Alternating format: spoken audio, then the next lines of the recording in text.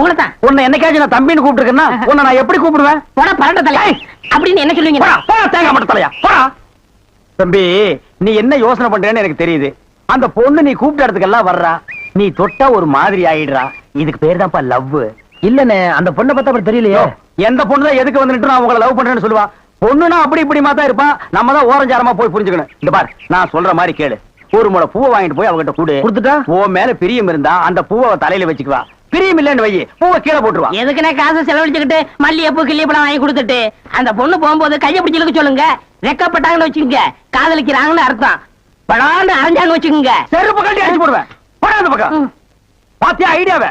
பச்சை கலர்ல ட்ரவுசர் போட்டு கொச்சியா ஒரு ஐடியா கொடுத்துட்டு இருக்கான்ப்பா. பார் உன் ஐடியாவெல்லாம் பினாயிலும் பிளீச்சிங் பவுடரோட வச்சுக்க. இதெல்லாம் ஹீரோ ரேஞ்சு. இந்த 10 பைசா பேச்செல்லாம் இங்க பேசவே கூடாது. ஏன்பா இது இல்லாம நம்ம வாழவே முடியாதாப்பா? சோரி சேரங்க மாதிரி வந்து உடம்போட ஒட்டிட்டான். மாட்டை ஏமாத்தி பாட்டு பாடியா பால் கறக்குற? பண்ணபுரத்துக்கார மாட்டுக்கும் ஒரு ரசனை உண்டு, அதனாலதான் பாட்டுக்கு பால் கறக்குது. நமக்கு தான் எந்த ரசனையும் இல்லையே. ஏய் பாட்டுக்கு மாடு வேணா ஏமாறலாம்டா, மனுஷன் ஏமாற மாட்டான். அப்படி சொல்லாதீங்க. மாடு சாமி மாதிரி. இந்த மாடு சாமியோ? மாடு என்னைக்குமே சாமி தான். நம்மள பெத்த ஆட்டாளுக்கு 2 மாறு, ஆனா பசுவுக்கு 4 மாறு. ஏன் போய் மாட்டாஸ்பத்திரியில கேள்றா கிறுக்கா.